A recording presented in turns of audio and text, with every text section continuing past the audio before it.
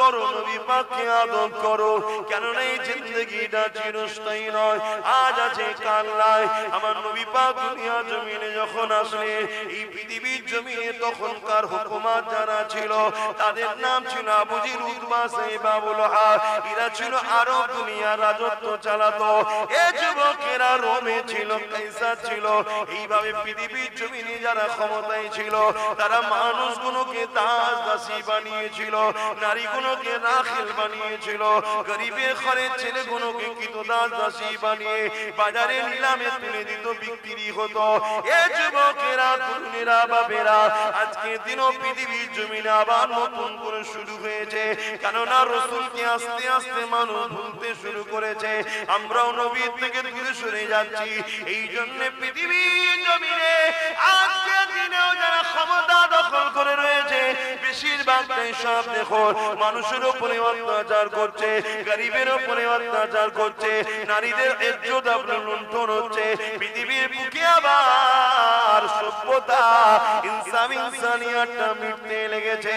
এই জন্য বলে দিয়ে যায় আল্লাহ আমাদেরকে কোরআনে দুটো হুকুম করেছে, কুনতুম খায়রা উম্মাতিন উখরিজাত লিন-নাসি তা'মুরুনা বিল মারুফ।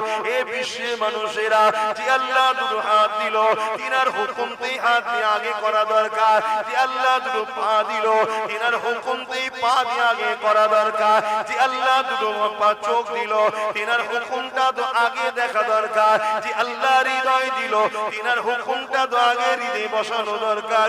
যে আল্লাহ আমাকে আপনাকে যৌবন দিয়েছে, ক্ষমতা দিয়েছে, তাকত দিয়েছে, সেই আল্লাহর হুকুমকে তো আগে পালন করা দরকার। আল্লাহ কোরআনে দুটো হুকুম দিয়েছে, কুনতুম খায়রা উম্মাতিন উখরিজাত লিন-নাসি তা'মুরুনা বিল মারুফ। তোমরা শ্রেষ্ঠ উম্মাত, তোমাদের জন্য দুটো হুকুম রইল। একটা হুকুম হলো নিজে ভালো হও, নিজে ভালো কাজ করো, নিজে ভালোর পক্ষে থাকো। আর একটা হুকুম হলো অন্যায়ের বিরোধী করো, অন্যায়কে মিটিয়ে দাও, অন্যায়কে শেষ করে দাও, অন্যায়ের বিরুদ্ধে লড়াই করো।